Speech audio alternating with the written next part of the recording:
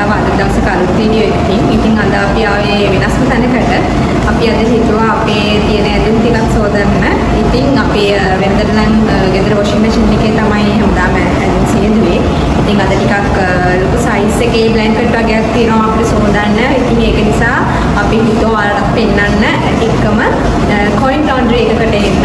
ලොන්ඩ්‍රි එකක් විශේෂත්වය තියෙන එකට කොයින්ස් දාලා අපිම සෝද ගන්න තමයි තියෙන්නේ. ඉතින් දැන් මේ දවස්වල අපේ සීසන් එක මාරලා තියෙන නිසා ඒ කියන්නේ සීත කාලේ ඉවර වෙලා දැන් රස්නි කාලේ පටන් ගන්නයි හදන්නේ. ඉතින් අපි සීත කාලේ පාවිච්චි කරපු බ්ලැන්කට්ස් ටික දැන් හොදලා වේලලා ඇතුළට දාන්න කාලේ හරි. ඉතින් ඒක නිසා අපි හිතුවා අද අපි ඒක සෝදන්න ඕනේ කියලා. ඉතින් අපි දැන් මේ ඇවිල්ලා ඉන්නේ කොයින් ලොන්ඩ්‍රි එකකට. ඉතින් අපි බලමු මෙතන මේ වැඩ සිද්ධ වෙන්නේ කොහොමද, මේ වොෂ් වෙන්නේ කොහොමද, ඩ්‍රයි වෙන්නේ කොහොමද, මෙතන ඇතුලේ සිද්ධ වෙන ක්‍රියාකාරකම් කොහොමද කියලා බලන්න. එහෙනම් අපි ගිහින් බලමු කොහොමද මේක වෙන්නේ කියලා.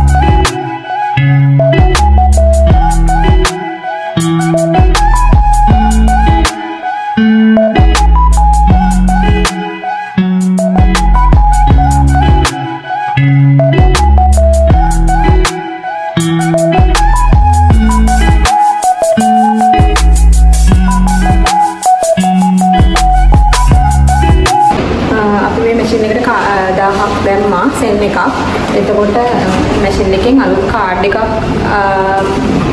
ඒගොල්ලෝ දෙනවා. එතකොට අපිට මේ හම්බෙච්ච කාඩ් එක තමයි තියෙන්නේ. මේක තමයි කොයින් ලොන්ඩ්‍රි එකට ඒකේ රීචාර්ජ් කරලා දාන්න තියෙන්නේ. අපි දැන් ගිහින් අපේ ඇඳුම් ටික දැම්මනේ. ඊට පස්සේ මේ කාඩ් එක දාලා බලන්න. යමු.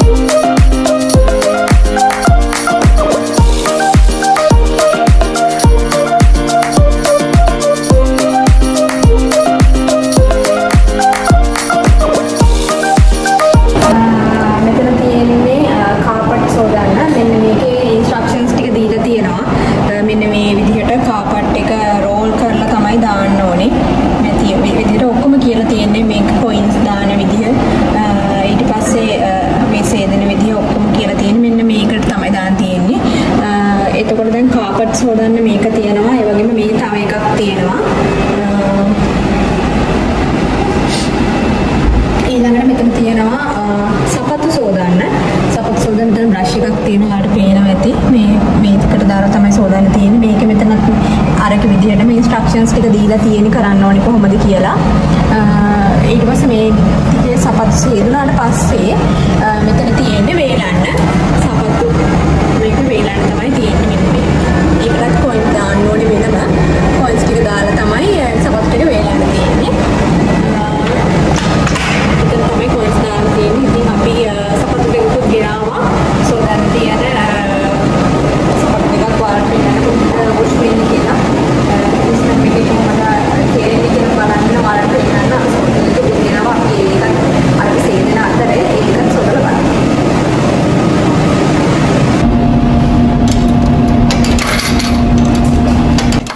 මුලින්ම අපි වොෂර් එක තප්පර 30ක් පිරිසිදු කරගෙන තමයි අපේ සපත්තු දෙක වොෂ් කරගන්නේ.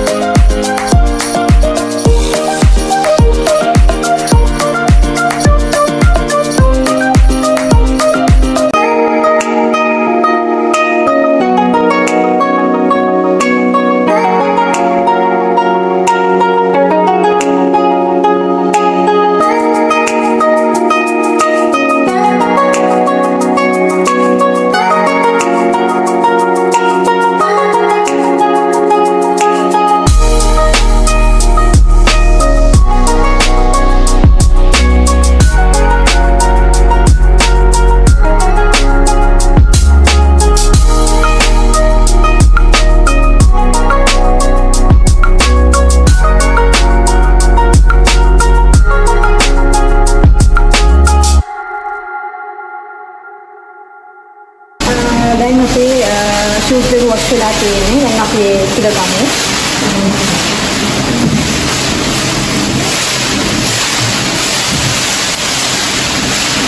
මේ විදිහට හොඳට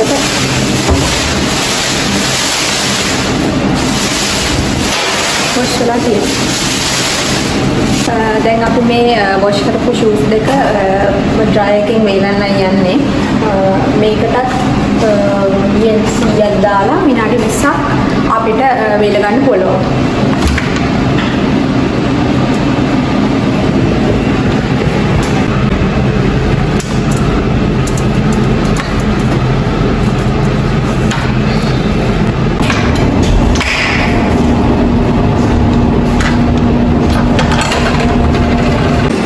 ෂූස් දෙක වේලිලා තියෙන ඩ්‍රයි එක දැම්මට පස්සේ හොඳට වේලිලා තියෙනවා. වහුල හින්දා මේ ඒ වගේ අයට මේ වගේ දේවල් පාසුවෙන් කරගන්න මේ වගේ තැනක් තියෙන එක හොඳයි. වැඩි ගානකුත් නැහැ. ඉතින් යෙන් 200ක් කියන්නේ වොෂ් කරගන්න. යෙන් 100ක් කියන්නේ ඩ්‍රයි කරගන්න. ඉතින් හරියට පහසු වෙන්න අපිට මේ දේවල් හදලා තියෙනවා ජපානයේ. ඉතින් යාළුවනේ අපි අදට ඔයාලගෙන් සමුගෙන යන්නේ. අපි හිතනවා ඔයාලා අද මේ ඔයාලට මේක අලුත් අත්දැකීමක් කියලා. ඉතින් මේක නම් ජපානයේ සුලභ දෙයක්. ඉතින් ජපානයේ ඉන්න අය නම් ගොඩක් මේකට දන්නවා. ඉතින් ලංකාවේ ඉන්න ඔයාලට අපි හිතුවා මේ අත්දැකීම ඔයාලට රසවත් වෙයි කියලා. ඉතින් මේ වගේම ලස්සන වීඩියෝ එකක් අරගෙන ඊළඟ දවසෙත් හමු වෙන බලාපොරොත්තුවෙන් අදට සමුගන්නවා. අපේ channel එක Ginza TV channel එක සබ්ස්ක්‍රයිබ් කරන්න අමතක කරන්න එපා. බෙල් අයිකන් එක ක්ලික් කරන්න. එතකොට ඔයාලට අලුත් notification එනවා. ඒ වගේම මේ වීඩියෝ එකට කැමති නම් like එකක් දාන්න, comment එකක් දාන්න, share කරන්න. ඉතින් ඔයාලට ලැබුවා වූ අලුත් අවුරුද්ද සාමයේ සතුට සෞභාග්‍ය පිරි සුබ නව වසරක් වේවා කියලා අපි ප්‍රාර්ථනා කරනවාද. ඒ වගේම අපේ ලංකාවේ ඇති වෙලා තියෙන තත්ත්වය සමනය වෙලා හැමෝටම සතුටුදායී විදිහට ඉන්න අනාගතයේදී හැකි වෙන්න කියලා අපි එකසිතීම ප්‍රාර්ථනා කරනවා. එහෙනම් අපි ඔයාලගෙන් සමගින් යනවා. ගිහින් එන්න සුබ දවසක්.